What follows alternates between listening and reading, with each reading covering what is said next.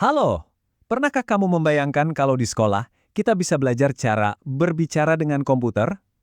Nah, bersiap ya, karena kita akan menjelajahi kurikulum masa depan Indonesia yang akan mengajarkan kita tentang coding dan kecerdasan artifisial. Coba deh kamu pikirin sebentar, mulai dari filter lucu di media sosial, terus rekomendasi lagu yang rasanya pas banget buat kamu, bahkan sampai karakter musuh di game favoritmu. Sadar nak, kalau semua itu digerakkan oleh teknologi. Nah, karena teknologi ini ada di mana-mana, yuk kita intip sedikit cara kerjanya. Oke, kita mulai dari pertanyaan yang paling mendasar. Kenapa sih kita harus banget belajar coding dan AI?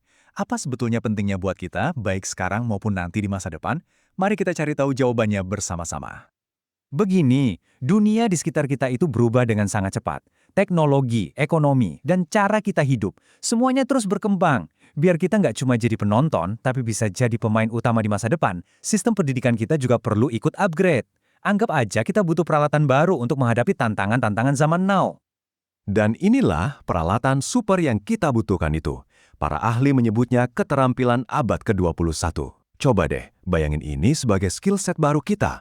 Ada berpikir komputasional untuk memecahkan masalah yang paling rumit sekalipun. Ada analisis data supaya kita nggak gampang kemakan hoax. Ditambah lagi etika kecerdasan artifisial, kolaborasi, dan kreativitas.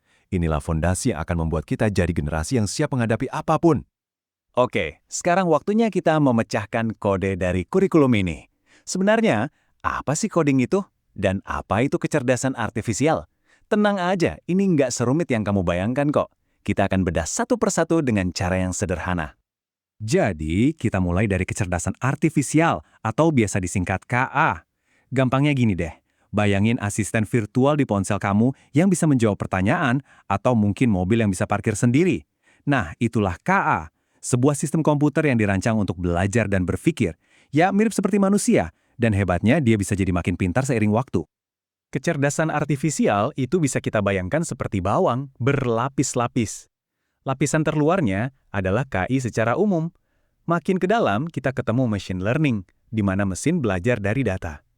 Lebih dalam lagi, ada deep learning yang lebih canggih. Sampai ke intinya, ada model bahasa yang sering kita pakai buat ngobrol atau cari ide. Jadi ya, KI itu luas banget cakupannya. Nah, kalau coding itu apa? Anggap aja kita lagi ngasih resep masakan ke komputer.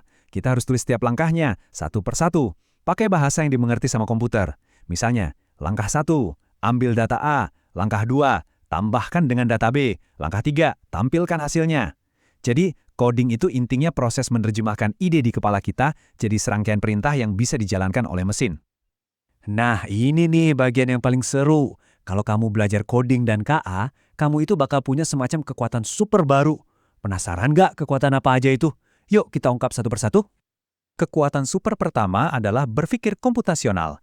Ini resep rahasia para pemecah masalah dan caranya sebenarnya simple, cuma ada 4 pilar. Pertama, dekomposisi. Artinya, kita pecah masalah yang besar jadi bagian-bagian yang lebih kecil dan gampang diatasi. Kedua, pengenalan pola. Kita cari kesamaan atau pola dalam masalah itu. Ketiga, abstraksi. Di sini kita fokus pada informasi yang penting aja dan mengabaikan detail yang nggak relevan. Dan yang terakhir, algoritma. Kita rancang deh langkah-langkah solusinya secara berurutan. Kerennya, cara berpikir ini bisa kamu pakai buat apa aja loh, mulai dari ngerjain soal matematika sampai bikin proyek seni. Ingat kan kata pepatah, dengan kekuatan besar datang tanggung jawab yang besar juga. Nah, ini krusial banget. Kamu akan belajar kalau KA itu cuma alat bantu, bukan pengganti manusia. Jadi, kita harus tetap kritis. Jangan percaya 100% sama hasilnya. Kamu juga bakal diajarin pentingnya menjaga data pribadi dan bahkan cara ngenalin konten di fake. Keren kan? Kamu jadi pengguna teknologi yang cerdas. Oke, kita udah tahu kenapa ini penting dan apa aja yang bakal dipelajari. Pertanyaan berikutnya, gimana cara belajarnya?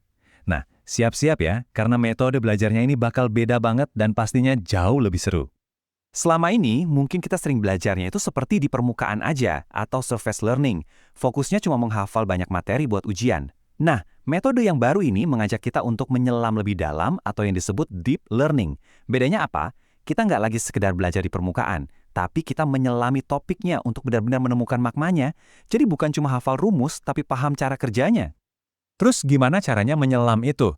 Ada 3 kuncinya. Yang pertama adalah meaningful learning atau belajar yang bermakna. Jadi kita kaitkan materi yang baru dengan apa yang sudah kita tahu sebelumnya, biar nyambung gitu. Kedua, mindful learning atau belajar dengan sadar. Maksudnya, kamu jadi agen aktif dalam proses belajarmu sendiri. Dan yang ketiga, tentu saja, joyful learning atau belajar yang menyenangkan. Karena kalau suasananya positif dan asyik, ilmu pasti lebih gampang masuk kan? Dan inilah tujuan akhirnya. Dengan semua keterampilan dan cara belajar yang baru ini, kamu nggak lagi cuma jadi pengguna teknologi. Kamu sedang dipersiapkan untuk menjadi seorang pencipta masa depan, siap untuk menghadapi tantangan apapun yang ada di depan. Jadi kalau kita rangkum, bekal yang kamu dapat itu lengkap banget. Dari sisi literasi dasar, kamu jadi melek digital, finansial, dan sains. Dari sisi kompetensi, kemampuan berpikir kritis, kreativitas, dan kolaborasi kamu bakal terasah. Dan yang nggak kalah penting, kualitas karakter kamu juga akan dibangun, seperti rasa ingin tahu, inisiatif, dan kegigihan. Wah, ini sih paket komplit untuk jadi jawara masa depan. Jadi apa kesimpulannya? Semua ini bukan cuma soal belajar coding atau AI, intinya adalah kamu sedang dilatih untuk menjadi arsitek bagi masa depanmu sendiri. Ingatlah pesan ini baik-baik, setiap ide kecil bisa jadi awal dari kecerdasan yang baru.